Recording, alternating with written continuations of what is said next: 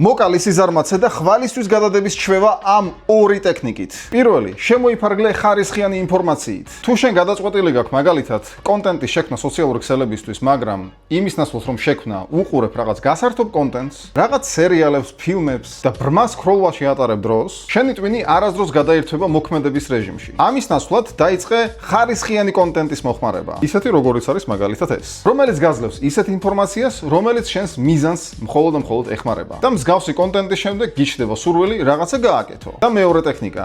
არასდროს შეეცადო რაღაც დიდი დავალების შესრულება. მაგალითად, ისევ და ისევ თუ გინდა სოციალურ ქსელებში კონდეს ბლოგი, ტვინისთვის ეს ძალიან დიდი დავალებაა. მაგრამ ყოველ დღე ერთი ვიდეო არ არის დიდი დავალება. ზუსტად ამით იწყება შენი მოძრაობა. მოდი ახლა დატესტე საკუთარი თავი 3 დღით. 3 დღის მანძილზე უყურე მხოლოდ სასარგებლო კონტენტს. და როგორც კი რაღაც სასარგებლო იდეა მოგივა ამ კონტენტიდან, განახორციელე ის. გამოიწერე ჩვენი არხი, აქ მეტი სასარგებლო ინფორმაციაა.